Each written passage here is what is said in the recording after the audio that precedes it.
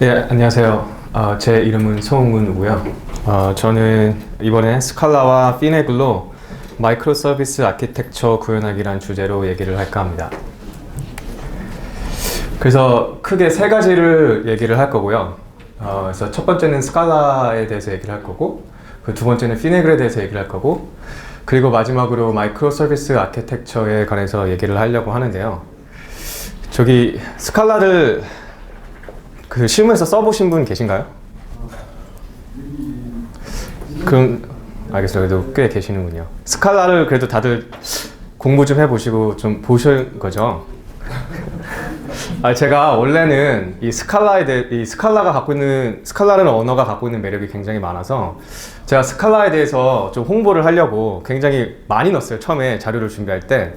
근데 그러다 보니까 이 세 가지를 다 얘기하려니까 3시간도 모자랄 것 같아서 어쩔 수 없이 스칼라에 대한 얘기는 이 피네글이라는 그 프레임워크를 이해하기 위해서 꼭 알아야 되는 한 2가지 정도만 얘기를 할 거고요. 그 피네글이랑 마이크로 서비스 아키텍처에 대해서 좀 더 집중을 하겠습니다. 그래서 저는 그 콜로라도 주립대에서 컴퓨터 사이언스를 전공을 했고요. 그리고 미국에서 한 10년 정도 개발자로 일하다가 한국에는 최근에 그레이스프레일이라는 핀테크 스타트업을 하러 왔습니다. 이름은 송은우입니다. 이거는 제가 그 전에 미국에서 일했던 탭배드라는 회사에서 짰던 시스템인데요. 이거는 그 온라인 광고 실시간 경매 시스템입니다. 그래서 이거를 보여드리는 이유는 제가 이 시스템을 스칼라랑 피네글 그리고 마이크로 서비스 아키텍처로 구현해서 짰는데요. 제가 4년 동안 이 시스템을 개발하면서 배우고 또 경험했던 것들을 기반으로 오늘 얘기를 하려고 합니다. 그럼 먼저 스칼라에 대해서 간략하게 얘기를 좀 해볼게요. 스칼라는 이제 스칼러블 랭귀지라는 그 이 2단어의 앞에 약자들을 합쳐서 만든 이름이고요. 그 마르틴 올더스키라는 EPFL 대학교의 교수님이 만드셨어요. 그래서 사실 마르틴 올더스키는 굉장히 유명하신 분이죠. 스칼라를 만드시기 전에도 자바 컴파일러를 만드시긴 분이기 때문에 굉장히 유명하신 분이고, 스칼라는 그 이제 자바처럼 오브젝트 오리엔티드 언어도 되고요. 그리고 해스켈처럼 그런 함수형 언어도 됩니다. 그래서 오브젝트 오리엔티드랑 그 함수형 언어적인 면을 2가지를 다 갖고 있는 언어고요. 그리고 이 JVM에서 돌아가는 JVM 기반의 언어입니다. 그래서 스칼라 컴파일러가 스칼라를 컴파일러하면 자바 바이코드로 생성이 되고요. 그렇기 때문에 자바 호환이 됩니다. 그래서 여기서 큰 장점은 뭐냐면 자바 호환이 되니까 그 자바의 광대한 이코시스템이랑 라이브러리를 원하시면 다 쓰실 수가 있어요. 그러니까 새로운 언어, 예를 들어 고처럼 새로운 언어들의 그 약점이 이 새로 나왔기 때문에 이코시스템이 되게 적다는 거거든요. 그래서 쓸 수 있는 라이브러리가 많이 없다는 그런 약점들이 있는데, 그에 비해 스칼라는 새로운 언어면서도 JVM 상에서 돌아가고 자바 호환이 되기 때문에 원하시면은 뭐 스프링이라든가 뭐 네티, 제티 같은 익숙하신 그런 자바 라이브러리들을 사용하시면서 스칼라를 쓰실 수가 있어요. 근데 물론 스칼라는 함수형 언어적인 측면이 더 큰 언어이기 때문에 뭐 그 스프링이나 뭐 제티 이런 것보다는 아카라든가 뭐 플레이, 그리고 오늘 제가 말씀드릴 피네글, 이런 스칼라에 더 적합한 라이브러리를 쓰는 게 맞습니다. 근데 뭐 처음 스칼라를 쓰시면서 그런 라이브러리까지 쓰시기 어려우니까 뭐 스프링 기반으로 스칼라 한번 써보겠다 뭐 이런 생각이 있으시면 그렇게 하실 수가 있습니다. 그리고 뭐 이건 스태틱 타입 시스템을 해가지고 뭐 한마디로 뭐 루비나 뭐 파이썬처럼 그런 다이내믹 시스템이 아니라 그 스태틱 타입 시스템 언어입니다. 그래서 전 시간에 형준님이 이 타입 레벨 프로그래밍 많이 말씀해 주셨는데 이게 다 스태틱 타입 시스템이기 때문에 가능한 거죠. 네, 이분이 제가 방금 말씀드린 마르틴 올더스키 교수님이십니다. 잘생기셨죠? 예, 그래서 스칼라를 제가 아까 그 오브젝트 오리엔티드 언어라고 말씀드렸는데, 그래서 모든 게 다 오브젝트예요. 그래서 펑션도 오브젝트입니다. 그래서 이게 스칼라에서 펑션을 구현하는 문법인데요. 이 def라는 구문을 사용해서 이렇게 펑션을 구현하게 되는데, 이건 굉장히 이제 간단한 펑션이죠. 그래서 sum 펑션이라고 해서 인티저 x와 y라는 2개의 인티저 값을 받아서 둘 중에 더 큰 값을 리턴하는 그런 아주 간단한 펑션인데요. 그래서 이 펑션에 1과 2를 인자로 넘겨주면 2가 더 크기 때문에 2를 리턴하는 거죠. 그래서 이렇게 해서 주로 이렇게 해서 함수를 스칼라에서는 구현을 하는데, 이게 펑션도 그 오브젝트이기 때문에 사실은 스칼라 컴파일러가 function2라는 이런 클래스로 바꿔줘서 생성을 해주게 됩니다. 그러니까 이렇게 코드를 짜셨어도 사실은 뒤에서는 스칼라 컴파일러가 이렇게 function2라는 클래스를 생성을 해줘요. 그래서 보시면 function2라는 클래스는 이게 타입 파라미터인데 int 되어 있잖아요. 그래서 두 개의 int 값의 인자를 받아서 int 값에 리턴을 해준다는 그런 표현으로 보시면 되고요. 이 apply 함수는 한마디로 이 apply 함수가 실제 펑션의 바디가 되게 됩니다. 그래서 여기도 마찬가지로 둘 중에 x와 y 값 둘 중에 더 큰 값을 리턴해주는 그런 형태가 되고요. 그래서 이 sum 펑션도 마찬가지로 1이랑 2를 넘겨주면 2를 리턴을 하게 됩니다. 그래서 원하시면 실제 코드를 이렇게 짜실 수도 있고요. 이렇게 안 짜시고 이렇게 짜신다 하시더라도 스칼라 컴파일러가 알아서 이 function2라는 클래스를 뒤에서 생성을 해주게 되죠. 그리고 똑같은 그러니까 똑같은 함수를 구현하는 방법인데 문법이 조금 틀리거든요. 이거는 세 번째 방법인데 이거는 좀 더 하스켈 같은 함수형 언어에서 더 많이 쓰이는 식의 문법인데, 이 가로 안에 int, int가 있잖아요. 이거는 결국 인자 두 개를 받는데 인자 두 개의 타입이 int라는 거고요. 그리고 이 화살표 다음에 오는 타입은 return 값의 타입이 됩니다. 그래서 이건 한마디로 펑션 타입을 표현하는 건데, 어떤 펑션이냐 하면 int 값 인자 두 개를 받아서 int 값을 리턴해주는 펑션의 타입을 나타내는 그런 타입입니다. 그래서 마찬가지로 거기 나오는 바디는 똑같고요. 그래서 x와 y 둘 중에 더 큰 값을 리턴을 하게 되는 펑션이고요. 그래서 이렇게 구현을 하시거나 아니면 이렇게 함수를 지정하시거나 아니면 이런 방식으로 함수를 지정하시는 거 세 개 다 기능적으로는 동일합니다. 그냥 문법상의 차이라고 보시면 돼요.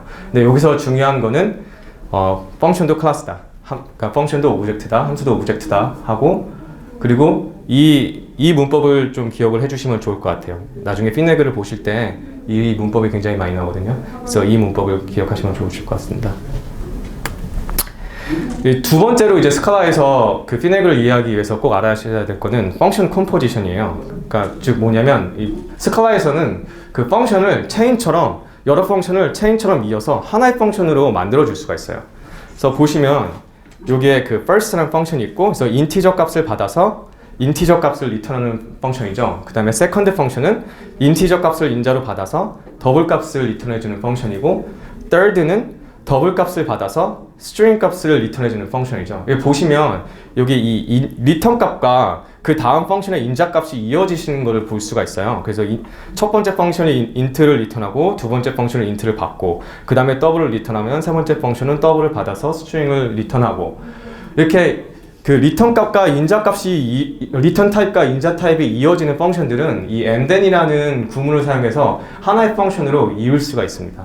그래서 보시면 여기 first and then second and then third라고 되어 있잖아요. 그리고 그거를 이 func라는 변수에다가 이렇게 지정을 해주면 이 func라는 변수는 하나의 펑션이 되는데 이 세 개 펑션이 엮어진 하나의 펑션이 되는 겁니다. 그래서 이 func에다가 1을 넣어주면 먼저 이 first 펑션에 1이 들어가서 1 곱하기 2가 돼서 2가 되죠. 그럼 그 2 값을 second 펑션에 넘겨줘서 그 i2w니까 2.0이 되겠죠. 그래서 이 2.0이라는 더블 값을 다시 third에 넘겨줘서 여기서 toString이니까 string 2.0이 되겠죠. 그 값을 리턴하게 됩니다. 그러니까 이렇게 인자와 리턴 값이 서로 연결되는 펑션들을 이렇게 and then이라는 구문을 써서 체인식으로 하나로 묶어줘서 하나의 펑션을 만들어주는 걸 펑션 컴포지션이라고 합니다. 이거 굉장히 중요합니다. 이거가 거의 피네글의 코어 컨셉이거든요. 그래서 이거를 꼭 기억하시면 좋으실 것 같습니다. 네, 안타깝게도 정말 제가 제 맘 같아서 스칼라에게 더 하고 싶은데 예, 다른 거 많이 얘기되니까 이제 피네글로 금방 넘어가 볼게요. 이 피네글은 트위터에서 만든 그 프레임워크고요. 그래서 스칼라를 사용해서 트위터가 만들었고, 실제로 트위터가 자기네가 필요해서 만들었습니다. 그래서 트위터의 그 광대한 시스템을 거의 모든 거를 피네글 기반으로 그 트위터가 짰고요. 피네글은 이제 프로토콜 애그노스틱 RPC 프레임워크라고 하는데요. 그게 무슨 뜻이냐면 한 프로토콜을 쓰도록 정해지지 않고 원하는 프로토콜을 다 사용할 수 있는 RPC 프레임워크라고 생각하시면 됩니다. 그래서 피네그를 사용해서 HTTP를 쓰실 수도 있고 드리프트 프로토콜을 쓰실 수도 있고 뭐 프로토버프 프로토콜을 쓰실 수도 있고 뭐 데이터베이스 프로토콜, MySQL 같은 그런 데이터베이스 프로토콜을 쓰실 수도 있고 주키퍼라든가 SMT, IRC 같은 다양한 프로토콜을 피네그 프레임워크 하나를 사용하셔서 다 쓰실 수가 있어요. 그리고 이 피네글은 코드를 뜯어보시면 그 언더라인에는 기본 IO 라이브러리로는 네티를 사용하고 있고요. 그리고 이게 정말 중요한데 이 웹 서버 as a function 제가 이 얘기를 많이 할 텐데 그러니까 피네글의 가장 메인 컨셉트는 그 서버를 펑션으로 표현할 수가 있다는 겁니다. 이거에 대해서는 좀 더 말씀을 드릴게요. 그리고 퓨처를 사용해서 서버를 서비스들과 필터들의 연결로 완성이라고 제가 여기다 적어놨는데 그거는 뭐냐면 그 피네글의 기본 구조는 그 필터와 서비스라는 것들을 연결해서 사용하는 그런 구조로 되어 있는데 퓨처를 사용해서 비동기로 기본적으로 표현하게 되어 있어요. 이거에 대해서도 제가 좀 더 자세히 말씀을 드리겠습니다. 그래서 제가 굉장히 중요한 메인 컨셉트라고 말씀드렸던 Your Server as a Function인데 즉 피네글에서 가장 중요한 컨셉트는 서버가 하나의 펑션으로 구현될 수 있다는 겁니다. 그게 무슨 뜻이냐 하면 여기서 보시면 이제 서비스란 클래스인데 제가 아까 말씀드렸다시피 피네글은 서비스와 필터라는 거를 이어서 하나의 서버가 된다고 했잖아요. 그 중심이 되는 게 이 서비스란 클래스인데 보시면은 이 기본 베이스 클래스 타입이 펑션입니다. 아까 제가 펑션 표현하는 타입 중에 하나가 이런 거라고 말씀드렸잖아요. 결국은 이거는 리퀘스트를 받아서 리스폰스를 리턴하는 펑션이에요. 그런 펑션을 익스텐드하는 클래스이기 때문에 결국 이것도 서비스도 펑션입니다. 그러니까 서버는 한마디로 리퀘스트를 인자로 받아서 리스폰스를 리턴 값으로 보내주는 그런 하나의 펑션으로 표현이 된다는 거죠. 근데 제가 아까 피네글은 이제 프로토콜 애그나스틱이라고 했는데 결국 어느 프로토콜이든 허용 가능하다고 했잖아요. 그 말은 여기서 나오는 이 리퀘스트와 리스폰스는 타입 파라미터니까 기본적으로 그냥 베이스 파라미터니까 이 실제 구현함에 따라 이 리퀘스트가 HTTP 리퀘스트가 될 수도 있고 뭐 드리프트 리퀘스트가 될 수도 있는 거죠. 그리고 제가 말씀드린 대로 서버는 이런 서비스들로 이루어지고요. 클라이언트는 서비스 그 자체입니다. 이거는 제가 예제 코드를 금방 보여드릴게요. 그래서 이건 제가 방금 말씀드린 것과 동일한 내용인데 이제 리퀘스트랑 리스폰스는 그냥 타입 파라미터니까 구현에 따라 HTTP 리퀘스트랑 HTTP 리스폰스가 될 수도 있고 드리프트 리퀘스트와 드리프트 리스폰스가 될 수도 있습니다. 그리고 이 퓨처 리스폰스에 주목하라는 거는 이 리턴 타입이 그냥 리스폰스가 아니라 퓨처 리스폰스잖아요. 결국 기본적으로 비동기가 피네글은 기본적입니다. 동기적으로 만들 수가 없고요. 무조건 비동기로 만들어야 돼요. 그래서 이거는 아까 방금 보였던 그 서비스 클래스를 사용해서 그 HTTP 서버를 만드는 건데요. 보시면 여기 HTTP 서버를 만든 거기 때문에 타입이 HTTP 리퀘스트가 되어 있죠. 그리고 타입이 또 그 리턴 타입은 HTTP 리스폰스가 되어 있고. 그래서 보시면 아까 펑션이랑 똑같죠. 펑션도 클래스나 이 apply 메소드를 구현하시면 이게 이 서비스의 실제 비즈니스 로직이 되는데 물론 여기서는 제가 그냥 예제이기 때문에 그냥 곧바로 OK 리스폰스를 리턴하는 그런 로직인데요. 실제 이게 서비스의 비즈니스 로직이 되는데 중요한 거는 이 서비스가 펑션이라는 거죠. 그래서 리퀘스트를 받아서 HTTP 리스폰스를 리턴하는 그런 펑션이고요. 그래서 근데 HTTP 리퀘스트와 리스폰스를 받는 펑션이기 때문에 그 포트 3000에 바인드해서 이렇게 서브를 하면 HTTP 서버가 되는 겁니다. 그래서 여기서 중요한 거는 서버인데 펑션이라는 거예요. 이거는 클라이언트의 예제 코드인데요. 그래서 아까 클라이언트가 서비스 그 자체라고 했잖아요. 그래서 보시면 클라이언트는 그냥 타입이 서비스로 되어 있습니다. 근데 마찬가지로 HTTP 리퀘스트, HTTP 리스폰스를 타입으로 받으니까 HTTP 프로토콜 사용하는 그런 펑션이 되는 거고요. 그래서 보시면 그냥 간단하게 이렇게 뭐 스칼라 웹페이지에다가 연결을 하는 그런 HTTP 서비스가 되는 거고, 근데 중요한 거는 이것도 결국은 펑션이라는 거죠. 근데 여기서 보시면 근데 비동기이기 때문에 이게 펑션이기 때문에 클라이언트를 펑션처럼 쓰는 거죠. 그래서 이렇게 펑션식으로 리퀘스트를 인자로 넘겨주면 이제 리턴 타입이 future HTTP 리스폰스니까 비동기이기 때문에 이렇게 그 리스폰스가 올 때까지 기다려서 그 다음에 이제 리스폰스를 처리를 하는 거죠. 그래서 여기서도 중요한 건 클라이언트도 역시 펑션이라는 거고, 그 프로토콜이 어느 프로토콜이든 그 구현에 따라 사용하실 수가 있다는 겁니다. 그래서 제가 아까 피네글은 서비스와 필터들로 이루어졌다고 했는데, 그래서 두 번째로 중요한 필터를 한번 보겠습니다. 보시면 이게 필터의 그 시그네처인데요. 보시면 필터도 펑션이에요. 보시면 이것도 결국 펑션, 좀 더 복잡하지만 펑션을 익스텐드하는 클래스입니다. 그래서 보면 request in이라는 타입과 서비스, 아까 저희가 방금 봤던 그 서비스 클래스 타입을 두 개를 인자로 받아서 리스폰스를 리턴하는 펑션이에요. 그래서 중요한 거는 필터도 펑션이라는 겁니다. 그럼 필터는 어디다 쓰느냐? 필터는 서비스가 실행되기 전이나 후에 실행되는 그런 코드를 위해서 씁니다. 그래서 이것도 마찬가지로 프로토콜에 상관없이 사용할 수가 있고요. 그래서 뭐 예를 들어 로깅 로직이라든가 retry라든가, 그래서 뭐 실제 서비스에서 뭐 로직을 돌렸는데 fail 했을 때 다시 retry를 한다든가, authentication, 그래서 뭐 로그인이라든가 뭐 이런 거, 그 다음에 타임아웃 해서 실제 서비스가 너무 오래 걸리면 그냥 타임아웃 시켜버리고 뭐 500에 서비스 에러를 낸다든가, 이런 식의 실제 그 서비스 비즈니스 로직이랑은 상관이 없고 좀 더 제너럴한 그런 로직 같은 거 구현할 때 필터를 씁니다. 근데 중요한 건 이제 필터도 펑션입니다.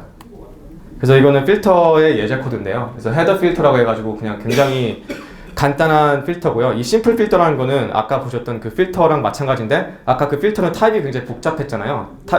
지정해야 되는 타입이 4개나 됐기 때문에 그걸 간단하게 두 개만 지정해서 쓸 수 있도록 만들어주는 그런 클래스고요. 그래서 여기 보시면 이 HTTP 리퀘스트를 받아서 그 리퀘스트와 서비스를 인자로 받아서 그 리퀘스트에 그 서비스가 실행되기 전에 리퀘스트에다가 이 X 리퀘스트 ID라는 헤더를 지정해주고, 그 다음에 서비스가 펑션이니까 서비스에다가 리퀘스트를 넘겨준 다음에 비동기로 리스폰스를 리턴을 하니까 그거를 기다렸다가 뭐 기다린 건 아니죠. 비동기적이니까 그게 리턴이 됐을 때 다시 다른 X 프로세스라는 그런 헤더를 또 한번 애드해주는, 쓸모는 하나도 없지만 그냥 예제로 한번 제가 만들어본 그런 코드입니다. 그래서 여기서 중요한 건 필터도 펑션이고, 그래서 서비스가 실행되기 전이나 후에 어떤 로직을 구현하는 데 쓰인다라는 게 중요하고요. 이거는 이제 또 다른 예제인데, 타임아웃 필터라고 해서 마찬가지로 리퀘스트와 서비스를 받아서 서비스가 펑션이니까 펑션처럼 이렇게 리퀘스트를 인자로 넘겨줘서 펑션 콜을 해서 그 리턴 값을 기다리는데, 만약에 이 지정한 시간 안에 그 실행이 되지 않으면 그냥 타임아웃을 해버리는 그런 필터입니다. 그래서 중요한 건 이 필터들도 다 펑션이라는 거예요. 그래서 제가 말씀드렸다시피 트위터는 서비스와 필터들이 연결돼서 서버로 된다는 거였는데, 이 서비스 앤 필터스 컴포지션이라고 해서 결국은 이 필터도 펑션이고 서비스도 펑션이기 때문에, 제가 아까 처음에 스칼라 설명할 때 그 펑션 andthen을 사용해서 펑션을 연결시키는 걸 보여드렸잖아요. 여기서 필터도 펑션이고 서비스도 펑션이기 때문에 결국 이것도 andthen을 사용해서 하나로 연결시켜 버릴 수가 있어요. 그래서 보시면 제가 이렇게 다양하게 타임아웃 필터, 로그 필터, exception 필터, sanitize 필터, 이렇게 여러 필터를 지정해 놓고, 그 다음에 my service라는 서비스를 구현하는데, 이 구현되기 전에 이 필터들을 andthen으로 묶어버리죠. 그래서 그거를 my service를 이렇게 지정을 하는데, 그럼 결국 이 my service는 펑션인데, 이 모든 펑션, 필터와 서비스들이 하나로 묶여진 펑션입니다.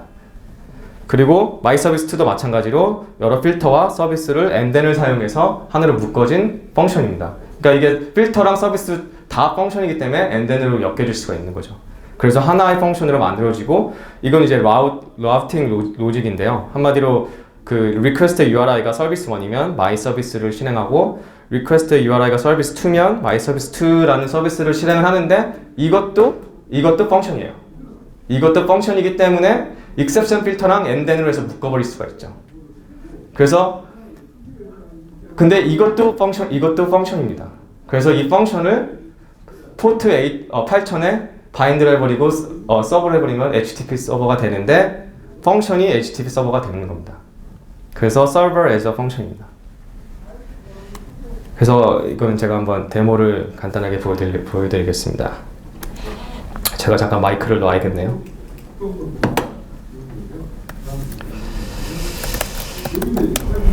그래서 이거는 제가 간단하게 짠 코드인데 잘 보이시나요?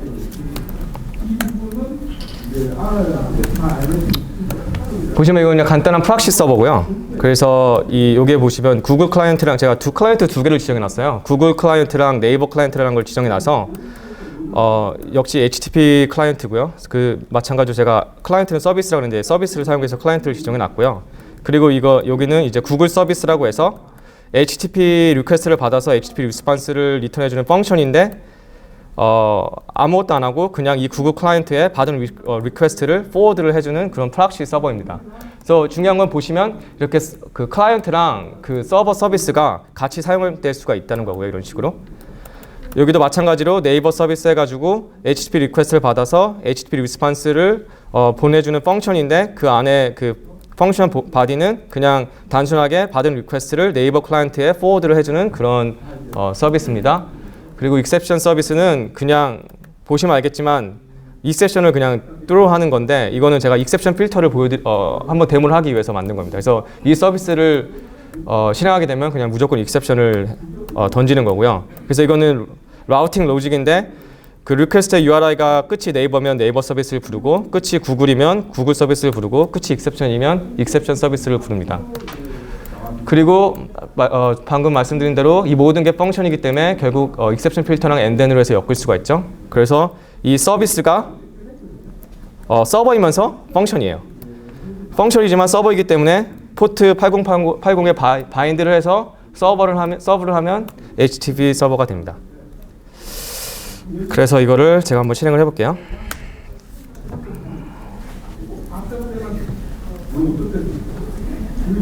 네, 그래서 지금 돌아가고 있고요. 그래서 제가 한번 해보겠습니다. 그래서 이 로컬호스트 8080에서 지금 돌아가고 있고 제가 여기다 구글을 하면 이제 그냥 프락시 서버니까 구글에다 리퀘스트 보내가지고 받은 값을 그냥 곧바로 여기다 보내주는 거고요. 구글은 이런 식으로 히트를 하면은 리디렉션 리스폰스를 하는 거고 이제 네이버를 치면 이제 받은 리퀘스트를 그냥 네이버로 하는 거죠. 근데 invalid URL이라고 나오네요. 네. 네, 아마 네이버에서 invalid URL이라고 처리를 하는 것 같네요. 아, bad request구나. 네. 그 다음에 exception을 하면 exception 이 URI를 치면 보시면 여기는 이제 500 서버 exception 필터 때문에 500 에러가 나는데 실제 그 서버 로그를 보시면 이렇게 exception 그게 그 인포메이션이 나오게 되죠. 네, 그럼 이제 서버 자체에서는 exception 이렇게 로그를 해주고 왜냐면 exception이 던져졌기 때문에 근데 exception 필터가 그 exception을 핸들해서 자동으로 500 그 리스폰스로 바꿔준 겁니다. 네. 자, 그러면 마이크로 서비스 아키텍처에 대해서 얘기를 한번 해볼게요. 빨리빨리 해야겠네요. 시간이 벌써 많이 갔네요. 그래서 마이크로 서비스 아키텍처는 한마디로 그 모노리틱 시스템을 굉장히 큰 하나의 시스템, 그러니까 모노리틱 시스템이라고 그러는데 그런 하나의 시스템으로 만드는 게 아니라 여러 개의 자그마한 독립적 시스템들로 구성하는 아키텍처 패턴입니다. 그래서 기본적으로 그냥 패턴이고요. 여기서 이 독립적이라는 걸 충족시키기 위해서는 각각의 서비스가 독립적으로 디플로이가 돼야 되고 또 독립적으로 실행될 수가 있어야 돼요. 그래야 이 독립적이라는 그 정의를 충족을 시키는 겁니다. 그래서 이런 독립적인 서비스들로 여러 개로 나눠지는 패턴이 마이크로 서비스 아키텍처 패턴이고요. 그래서 이거는 이 모노리틱 애플리케이션의 예를 들어서 제가 다이어그램을 한번 그려본 건데 뭐 이런 구조로 굉장히 많이 보셨을 거예요. 그래서 예를 들어 뭐 HTTP 리퀘스트를 받아서 그 하나의 그 애플리케이션 하나의 시스템 안에서 이제 이렇게 뭐 로직상에서 이렇게 API 레이어가 있어가지고 리퀘스트를 받아서 뭐 JSON 파싱을 한다든가 이런 식으로 리퀘스트를 parse를 하고 그리고 그 다음에 거기서 parse된 정보를 비즈니스 로직 레이어가 있겠죠. 그래서 그 비즈니스 로직 레이어로 넘겨줘서 거기서 필요한 비즈니스 로직들을 연산을 하고 그 연산된 결과에 따라 뭐 DAO 레이어가 있어서 뭐 DAO 레이어를 통해서 연결된 데이터베이스에서 뭐 값을 불러온다든가 아니면 값을 그 write를 한다든가 뭐 이런 식의 이제 굉장히 단순한 구조의 애플리케이션인데 그래서 이런 걸 이제 모노리틱 애플리케이션이라고 하고요. 왜냐면 이제 모든 게 다 하나에 들어가 있으니까. 그래서 이런 시스템 아키텍처를 많이 보셨을 거예요. 근데 이제 이거는 마이크로 서비스 아키텍처 다이어그램을 제가 한번 그려본 거고요. 그래서 결국에는 아까 보신 것처럼 하나에 다 넣는 게 아니라 각각 그 서비스별로 이렇게 독립적으로 떼놓는 겁니다. 근데 여기서 독립적이란 거는 이게 하나의 물리적으로 다른 서버예요. 그래서 이것도 다른 API 게이트웨이도 다른 서버고 이것도 다른 서버고 이 서비스도 다른 서버고 그래서 서비스들 간에는 서로 네트워크를 통해서 커뮤니케이션하는 그런 구조로 되어 있는 게 마이크로 서비스 아키텍처입니다. 그리고 제가 여기서는 그냥 단순하게 이렇게 네모 하나를 표현해놨는데 이런 서비스 하나하나도 실제적으로는 독립적인 분산된 그런 클러스터가 될 수가 있는 거죠. 그럼 마이크로 서비스 아키텍처의 장점들에 대해서 한번 얘기를 해볼게요. 첫 번째 장점은 디플로이먼트가 굉장히 용이합니다. 왜냐면 각각의 서비스가 독립적으로 디플로이가 가능하기 때문에 어떤 디플로이를 할 때 전체 시스템을 다 디플로이할 필요가 없이 업데이트된 서비스만 디플로이를 할 수가 있습니다. 그렇기 때문에 컨티뉴스 디플로이하기가 굉장히 용이해요. 왜냐면 전체적인 시스템을 다 디플로이 되는 게 아니라 필요한 서비스 부분만 디플로이하면 되기 때문에 디플로이 규모 자체가 굉장히 줄어들기 때문에 컨티뉴스 디플로이 셋업하기가 굉장히 쉽죠. 비교적 쉽죠. 그래서 보시면 아까 제가 보여드리는 마이크로 서비스 아키텍처의 그 다이어그램인데 보시면 만약에 디플로이 해야 되는데 여기에 이 서비스에 업데이트된 코드가 있고 이 서비스에 업데이트된 코드가 있었다고 했을 때 전체적인 모든 걸 다 디플로이 할 필요 없이 해당된 서비스들만 이런 식으로 독립적으로 디플로이를 할 수가 있습니다. 두 번째 장점은 포트 아이솔레이션이라고 했는데 이게 무슨 뜻이냐면 각각의 서비스가 독립적으로 되어 있기 때문에 어느 한 서비스에 문제가 생겨도 그 전체적인 시스템에 다 영향을 끼치는 게 아니라 그 문제가 그 서비스에서만 갇혀 있게 됩니다. 그러니까 어느 한 서비스가 예를 들어 뭐 느려졌거나 뭐 셧다운이 됐더라도 그것이 전체적인 서비스에 다 영향을 끼치는 게 아니라 부분적으로만 영향을 끼치게 되는 거죠. 그래서 예를 들어 이 두 서비스에 문제가 생겨서 이 두 서비스가 다운이 됐다 하더라도 이 서비스들은 아직도 정상적으로 역할을 운영이 가능한 거죠. 그렇기 때문에 전체적인 서비스가 다운되지 않고 이 서비스 전체적인 그러니까 70% 이 케이스에서는 70% 이상의 기능들이 다 운영이 되면서 그 사이에 다운된 서비스들을 빨리빨리 복구하는 그런 것들이 가능해지는 거죠. 세 번째 장점은 모니터러빌리티라고 제가 해놨는데 그것은 뭐냐면 한마디로 모니터도 서비스들이 다 독립적이기 때문에 모니터도 독립적으로 할 수가 있어요. 그렇다 보니까 어떤 시스템의 보틀넥을 찾기가 굉장히 쉬워집니다. 아까 제가 보여드린 그 모노리틱 시스템 그냥 하나로 다 만들어버리면 그러니까 정확히 어느 부분에서 그 시스템 보틀넥인지 찾기가 쉽지 않을 수도 있어요. 왜냐면 하나로 다 뭉쳐져 있기 때문에 시스템이 느리긴 느린데 어디 부분에서 느려지는지 찾기가 쉽지 않을 수가 있는데 이 마이크로 서비스를 하게 되면 서비스별로 모니터가 가능하기 때문에 어느 서비스에 보틀넥이 있어서 전체적인 시스템에 영향을 끼치는지 찾기가 비교적 쉬워지는 거죠. 그래서 이렇게 예를 보시면 이 번개 마크가 있는 서비스들이 문제가 있는 서비스들, 예를 들어 느린 서비스라고 했을 때 각자 서비스마다 모니터링을 셋업할 수가 있기 때문에 이 서비스가 느리고 이 서비스가 느리고 나머지 서비스들은 정상적으로 작동이 되고 이런 것들을 금방 알아챌 수가 있는 거죠. 그러면 이 서비스가 느리니까 이 서비스 어딘가에 문제가 있겠구나 하고 이 서비스만 보면 되니까 굉장히 이런 시스템 보틀넥을 찾아내고 그런 것들을 고치는 데 있어서 훨씬 쉬워지죠. 그 네 번째 장점은 스케일러빌리티라고 했는데 확장성입니다. 한마디로 각 서비스에 적합한 확장을 진행할 수가 있어요. 그러니까 서비스가 독립적이다 보니까 어느 서비스에 예를 들어 물리적인 서버 증강이 필요하다 하면 그 서비스만 물리적인 서버를 증강을 하면 됩니다. 그래서 뭐 예를 들어 어떤 서비스에는 트래픽이 많이 몰리거나 아니면 이 서비스는 리퀘스트를 빨리빨리 처리해줘야 되는 그런 요구사항이 있다 하면 그렇게 요구되는 서비스에서만 서버 개수를 증가시키거나 이런 식의 서비스마다 적합한 확장을 할 수가 있습니다. 그래서 보시면 예를 들어 이 빨간색 화살은 트래픽이 많다고 가정을 하고 노란색 화살들은 트래픽이 중간 정도라고 가정을 하고 검은색 화살표는 트래픽이 그냥 별로 없다고 가정을 했을 때 만약에 이게 그냥 전체적으로 하나의 시스템이라고 했다고 친다면 서버 확장을 할 때 전체 시스템을 다 확장을 해야겠죠. 근데 이 마이크로 서비스 아키텍처에서는 이렇게 트래픽이 몰리는 서비스들만 확장을 한다거나 이런 식의 확장이 가능하기 때문에 이런 확장을 훨씬 효율적이고 효율적으로 할 수가 있는 거죠. 그래서 뭐 서버 운영을 훨씬 더 효율적으로 한다거나 이런 게 가능해집니다. 다섯 번째 장점은 이제 테스터빌리티라고 제가 해놨는데, 각각의 서비스가 이제 독립적인 애플리케이션이니까 테스트하기도 용이하죠. 왜냐하면 이제 일단 그 각각의 서비스가 코드 베이스 자체도 독립적인 코드 베이스이기 때문에 유닛 테스트도 자동으로 서비스별로 정리가 되고요. 그리고 인티그레이션 테스트 같은 것도 서비스별로 독립적으로 실행이 가능하니까 훨씬 용이해지죠. 예를 들어 큰 하나의 모노리틱 시스템을 인티그레이션 테스트를 해야 된다 그러면 그거를 어떤 일부분을 인티그레이션 테스트를 하기 위해서도 전체적인 시스템을 다 셋업을 해야 인티그레이션 테스트가 가능을 한데, 마이크로 서비스 같은 경우에는 필요한 마이크로 서비스만 셋업을 하면 인티그레이션 테스트가 가능하니까 비교적 쉬워지죠. 그래서 예를 들어 이 서비스를 인티그레이션 테스트 한다고 했을 때 이 인티그레이션 테스트를 하기 위한 그런 코드가 있겠죠. 테스트 수잇이 있을 거고, 그리고 이 서비스가 의존하는 다른 서비스는 그냥 간단하게 먹 서비스를 만들어서 이런 식으로 인티그레이션 테스트를 한다든가 하는 게 가능해집니다. 근데 이 서비스에 국한되기 때문에 그 규모나 셋업에서 훨씬 쉬워지기 때문에 인티그레이션 테스트하기가 더 편리하죠.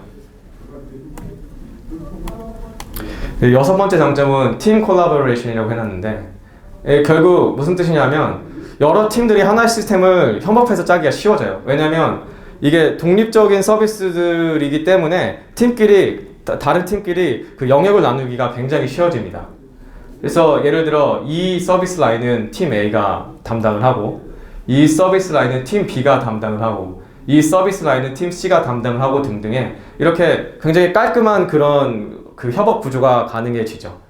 이게 만약에 하나의 시스템이었으면 어쩔 수 없이 코드가 맞물리는 경우가 생기기 때문에 좀 애매모호할 수가 있는데, 이런 식으로 되면 좀 더 깔끔하게 독립적으로 팀 협업이 가능해집니다. 이제 일곱 번째 장점은 테크놀로지 다이버시티라고 해놨는데, 이게 무슨 뜻이냐면 서비스가 독립적이니까 각 서비스에 맞는 적합한 프레임워크나 언어, 데이터베이스 등등을 사용할 수가 있습니다. 그래서 예를 들어 서비스 A에는 스칼라와 피네그를 쓰고, 서비스 B는 뭐 노드.js를 쓰고, 서비스 C는 뭐 루비랑 루비 온 레일스를 쓴다든가 이런 식으로 서비스마다 적합한 다른 언어와 다른 프레임워크 등등을 쓸 수가 있습니다.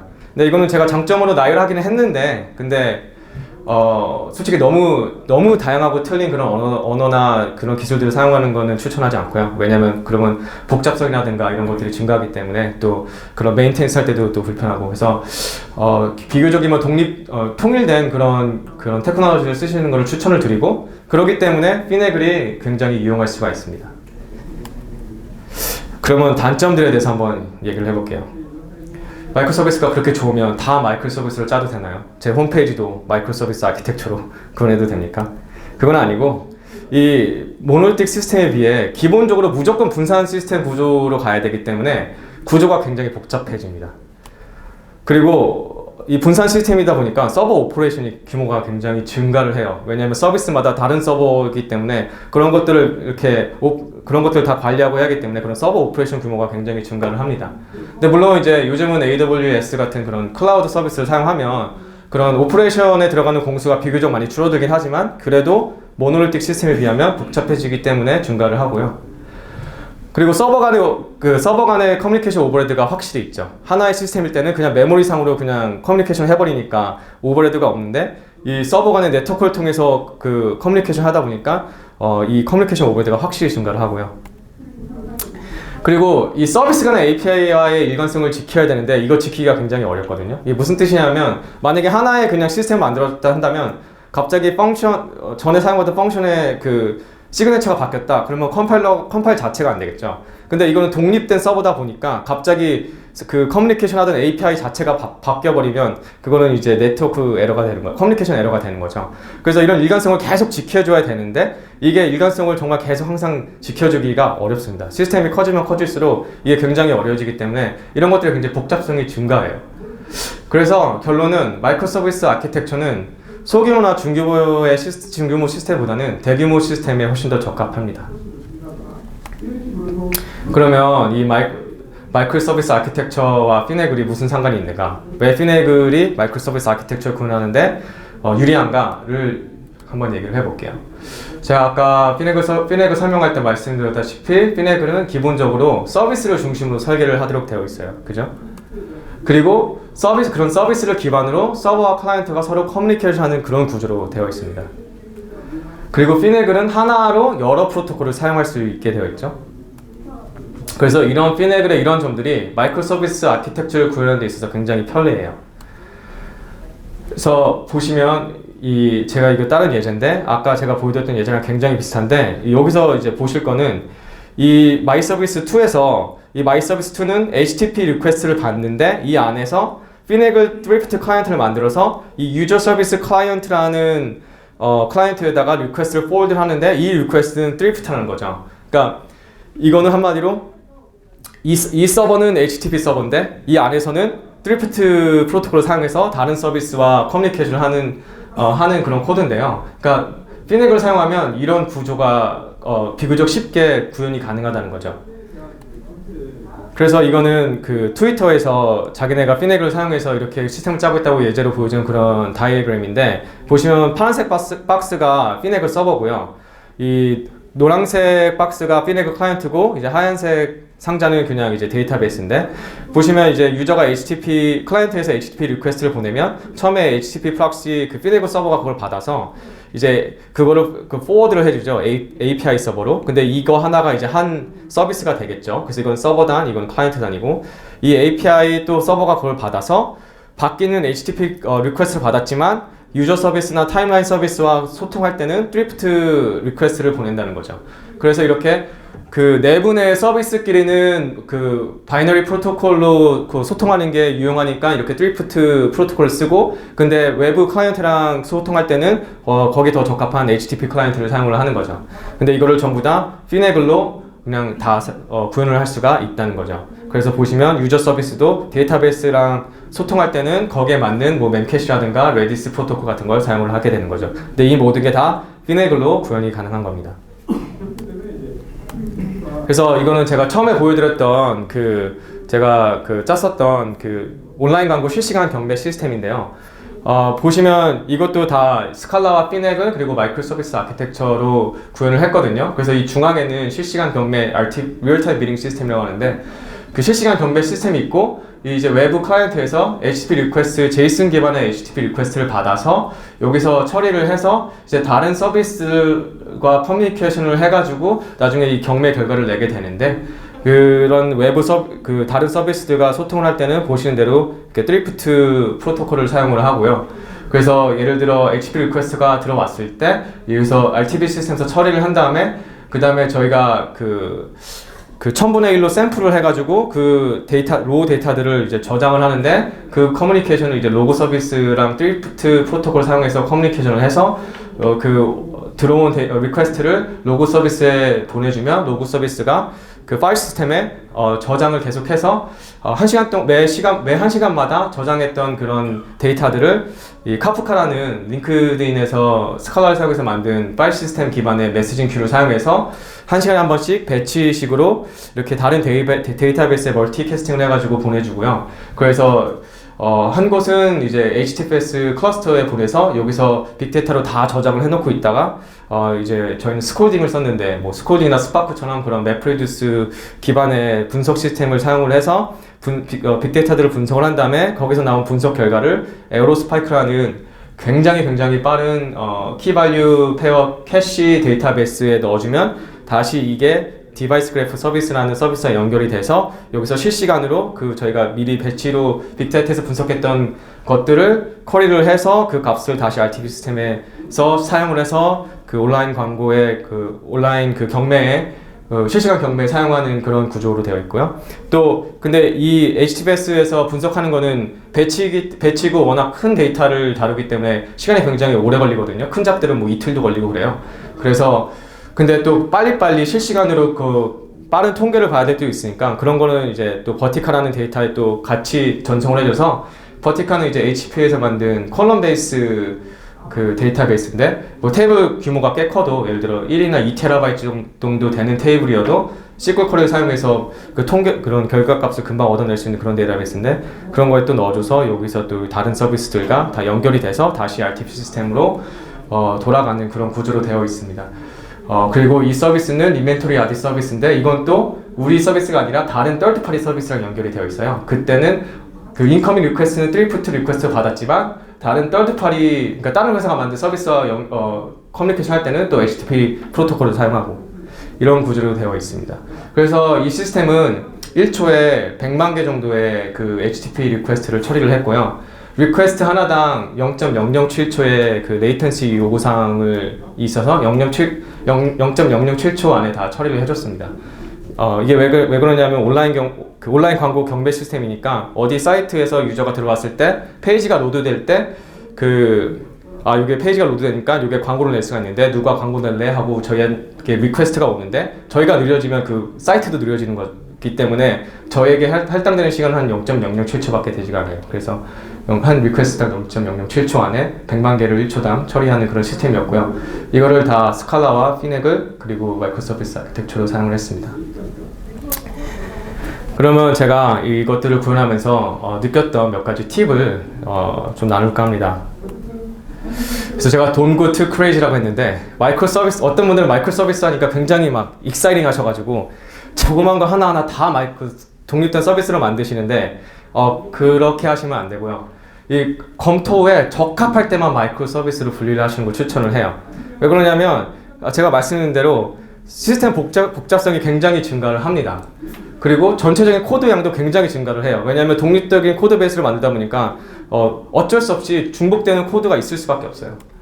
그리고 말씀드렸다시피 기본적으로 분산 시스템을 가야 되고 여러 서버를 사용해야 하기 때문에 시스템의 서버 오퍼레이션이 굉장히 증가를 합니다.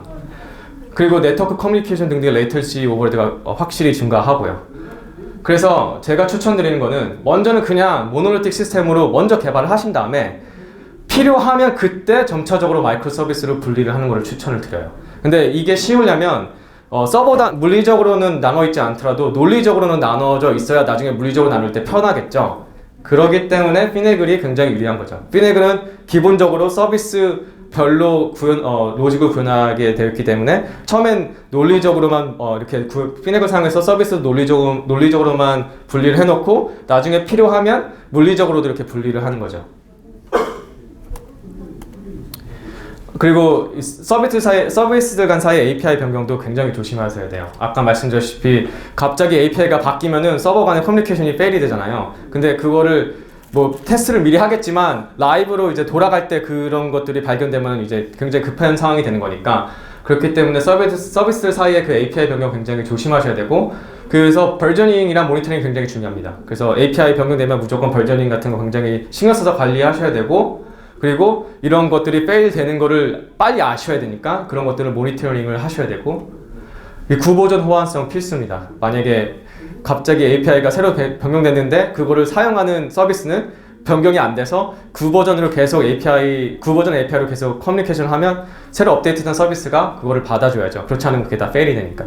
그게 다 실패를 하니까. 그리고 이제 각 서비스를 담당한 팀들 간의 소통이 굉장히 중요한데요. 아까 말씀드렸다시피 팀들이 협업이 이렇게 완전 독립적으로 가능하잖아요. 독립적으로 팀들 나눠서 하다 보니까 문제는 너무 독립적이어서 서로 뭐 짜는지 잘 모를 수도 있거든요. 그래서 이런 서비스를 담당한 팀들 간의 소통을 많이 해서 API 체인지가 있을 때 다른 팀들도 그 API 변경에 대해서 다 알고 있고 이런 식의 소통이 굉장히 중요합니다. 그리고 이거는 fault tolerance between services라고 했는데 무슨 뜻이냐면 이게 하나의 서비스에 문제가 있을 때 그 서비스 때문에 시스템 전체에 영향을 끼치는 문제가 있을 수가 있어요.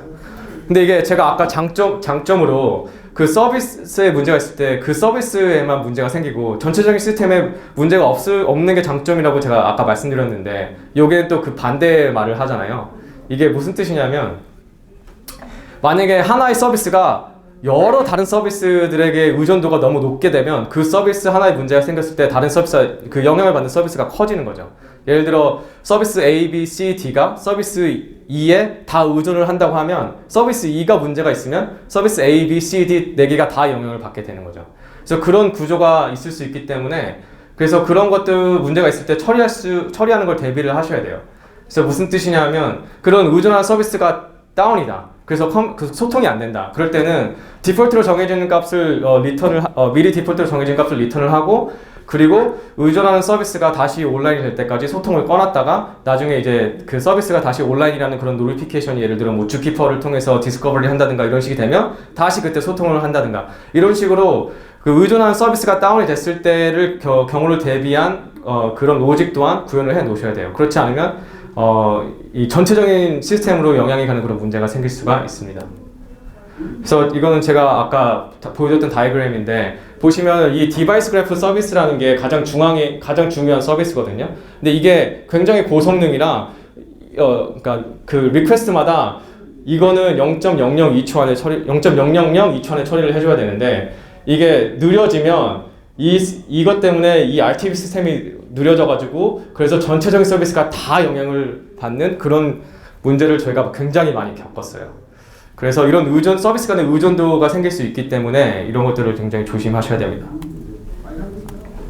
그리고 체계적인 디플로이 프로세스가 굉장히 중요해요. 그러니까 이 마이크로 서비스 아키텍처로 구현을 하시다 보면 어쩔 수 없이 구조가 복잡해지고 디플로이 수가 여기서 생기고 저기서 생기고 하기 때문에 이 체계적으로 관리를 하시지 않으시면 A팀이 디플로이 하는데 아무도 모르고 있고 어디에 뭐가 디플로이 됐고 이런 거를 정리할 수가 없어요. 그래서 이런 것들을 꼭 체계적인 프로세스를 셋업을 하셔야 되고 그리고 문제가 있을 경우에는 곧바로 리버트가 곧바로 되는 그런 시스템화가 되어 있어야 됩니다. 그리고 팀들 간의 조직적인 소통 및 합동이 굉장히 중요한데 왜 그러냐면 이게 너무 독립적으로 개발을 하다 보니까 서로 뭐를 하는지 잘 모를 때가 많아요. 마치 다른 회사에서 일을 하는 것처럼 그러다 보니까 그 다른 팀에서 만든 서비스에 어떤 기능이 있는지 잘 알지도 못하고 어떨 때는 동일한 기능을 그 서로 각자 개발하는 경우도 생겨요. 그래서 이런 것들을 미연에 방지하기 위해서 팀들끼리 좀 조직적인 소통 및 합동이 굉장히 중요합니다. 네, 그리고 또 이 여러 서비스가 한 서비스에 의존하는 경우에 필요한 기능이 준비되기까지 오래 기다려야 되는 경우가 생기거든요. 예를 들어 서비스 A, B, C, D가 서비스 E에 다 의존을 하는데 이 네 팀이 다 이 서비스 E에 필요한 기능이 있다. 그러면 다 각자 말하겠죠? 이걸 만들어주세요. 그러면 서비스 E를 만드는 팀은 어쩔 수 없이 우선순위에 따라 하나하나씩 처리를 하겠죠. 그러면 결국 마지막 어떤 한 팀은 굉장히 그 필요한 서비스를 받기 위해서 오래 기다려야 되는 수가 생기거든요. 이런 것들을 또 체계적으로 정리를 해주셔야 되는 그런 운영 방침에 대해서 굉장히 조심을 하셔야 돼요. 네, 저 오늘 수업은 여기까지입니다. 이제 다 까먹으실 시간이고요. 제가 아까 처음에 말씀하셨다시피 저는 그 그레이스풀 레인이라는 핀테크에서 핀테크 스타트업을 하고 있고요. 저희는 실력적 개발자님들 항상 모십니다. 스칼라, 피네글, 마이크로 서비스 아키텍처, 핀테크 등등에 관심 있으신 분들 eun@gracefulrain.co로 연락 주세요. .com이 아니라 .co입니다. 저희 프론트엔드 개발자, 백엔드 개발자 다 모시고 있고요. 백엔드는 당연히 스칼라 쓰고 프론트엔드는 리액트 JS 쓰고 있습니다. 연락 주세요. 그리고 스칼라를 더 공부하고 싶으신 분들은 구글에 라스칼라 코딩단 치시면 나옵니다. 네. 스터디도 굉장히 많고 하니까 한번 찾아보시면 좋으실 것 같아요. 감사합니다. 네. 통통에 질문이 하나 버저닝과 모니터링은 어떻게 하셨는지에 대한 질문이 올라왔어요. 뭐 버저닝은 그냥 일반적인 API 버저닝 하시면 되고요. 그래서 뭐 일반적으로 헤더에다가 그 버전을 넣는다든가 아니면 뭐 URI의 자체 버전을 넣는다든가 이런 식으로 일반적인 REST API 버저닝 하시면 되고요. 그 다음에 모니터링은 그 서비스, 그러니까 예를 들어 서비스 콜을 하잖아요. 서비스 A가 서비스 B로 API 콜을 날리면 그 콜 자체를 모니터를 그 콜 자체를 모니터를 하는 겁니다. 그래서 그 스테러스, 그 리스판스 스테러스를 모니터를 해서 이게 만약에 500인데 계속 500이 난다. 그러면 뭔가 문제가 있는 거겠죠. 그런 식으로 모니터를 하시는 겁니다. 네, 뭐 또 질문 있으신가요? 네. 질문에도 올라왔는데 보안은 API 게이트웨이에서 처리를 하셨는지라는 질문이었고요. 네. 보안은 질문이 뭐라고요? 보안은 API 게이트웨이에서 처리를 하셨나요? 어떤 보안 말씀하시는? 보안에 너무 여러 가지 종류가 있습니다. 인증인가 같은 사용자 인증 같은 기능이요. 사용자 인증이요? 그거는 뭐 구현하기 나름인데 뭐 주로 API에서 아무래도 하겠죠. 처음에 리퀘스트를 다른 서비스에 포워드하기 전에 주로 아마 authentication 같은 거를 하실 테니까 뭐 아까 제가 피네글에서 필터 보여드렸잖아요. API 그 게이트웨이 그 서비스 내에 뭐 authentication 필터를 만드셔가지고 그 서비스에 and 써서 엮으셔가지고 뭐 그 만약에 authentication이 안 되어 있으면 딴 데로 authenticate 하도록 리디렉을 한다든가 이런 식의 핸들링을 하시면 돼요. 네. 아까 질문 있으셨네. 네, 아까 팀 간의 소통이 중요하다고 하셨는데요. 네. 사내 뭐 직접 그런 거 하실 거 아니에요? 네. 그런 뭐 절차나 뭐 그런 일정이 정해져 있는 거죠? 예. 그래서 질문은 그 팀들 간의 소통이 중요한데 그런 거를 어떻게 하시냐라는 질문이었는데요. 그래서 팀 규모가 작으면은 그냥 예를 들어 뭐 4명 이하다, 4-5명 이하다 그러면은 그러니까 전체 개발자 인원이 뭐 5명 이하다 그러면 그냥 개발자 전원이 그냥 미팅, 스크럼이라고 해가지고 스탠드업 미팅으로 그런 식으로 서로 얘기를 하면 되고 근데 이제 팀 규모가 크다. 예를 들어 제가 아까 전에 얘기했던 미쿠에서 탭패드는 팀 규모가 이제 컸거든요. 엔지니어가 한 70명 정도 됐고 팀이 한 5개 팀이 있었는데 그렇게 되면 모든 개발자가 다 소통을 할 수가 없기 때문에 어떻게 하냐면 각 팀마다 이 테크니컬 리더라고 해서 그 테크니컬 리더를 뽑습니다. 그래서 그 테크니컬 리더들이 일주일에 한 번씩 모여서 서로 이제 미팅을 하는 거죠. 그래서 우리가 이번 주는 이런 것들을 만들고 뭐 다른 팀에서 뭐가 이런 게 필요하면 그런 것들 다른 팀한테 얘기를 하고 우리가 이런 변경사항들이 있으니까 뭐 이런 거 알고 있어라고 서로 얘기를 해주고 그런 식으로 주기적으로 테크니컬 리더들 팀의 테크니컬 리더들이 주기적으로 미팅을 해서 소통을 하는 그런 구조로 가고 있습니다. 하나만 그러면은 그 할 때 그렇게 해도 좀 뭔가 잘 안 됐던 뭐 문제가 생겼던 경우가 있는지 많죠. 문제가 생겼던 건 많죠. 왜냐면 사람이 그러니까 또 워낙 모두 바쁘니까 그 매주 미팅을 하다 보니까 항상 사람이 모든 걸 다 생각하고 준비해서 올 수 없잖아요. 그러니까 가서 변경사항이 있으니까 그런 거 말을 했는데 사실 자기도 몰랐던 다른 문제가 있다든가 이런 거는 어쩔 수 없이 생길 수밖에 없어요. 그래서 그렇기 때문에 그런 경우를 안 생긴다고 생각하시면 안 되고 그런 경우가 무조건 생기니까 그런 경우가 생겼을 때를 대비를 하는 그런 로직이 있으셔야 돼요. 예. 그렇지 않으면은 그런 경우가 생겼을 때 라이브 이슈가 나가지고 막 그 시스템이 문제가 있는데 그러면 그게 새벽 3시다 그러면 이제 개발자도 새벽 3시에 깨워가지고 고쳐야 되고 예, 싫죠? 다들 경험해 보셨을 건데 예, 그렇습니다. 예. 네. 만약에 마이크로 서비스 아키텍처로 하면 계속 분산되잖아요. 그럼 네. 점점 데이터 트랜잭션 지키는 것도 어려워질 것 같은데 그랬을 때 이제 데이터를 분리할 때 트랜잭션이 꼭 지켜져야 되는 거는 나누지 않는지 아니면 만약에 나누게 되는 경우가 생기면은 그때 어떻게 공개할 사람 같은 노하우가 있다고 예. 그래서 사실 그렇게 트랜잭션이 나누게 되는 경우는 독립적인 서비스라고 보기 힘들기 때문에 최대한 그런 것들은 그러니까 다른 서비스를 안 나시는 게 최적합이세요. 왜냐면 마이크로 서비스에서 한 서비스가 독립적이라는 그런 그 정의가 있거든요. 근데 만약에 트랜잭션이라고 한다면 서로 의존도가 너무 강한 거잖아요.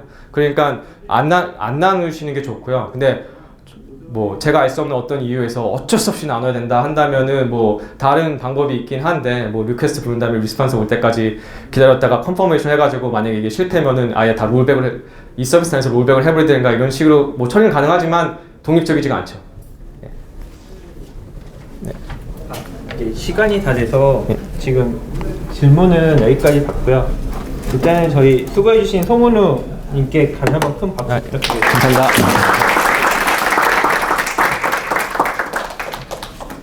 감사합니다. 이제 뭐 저희 섹션은 끝났고요. 이제 긴 시간 동안 끝까지 자리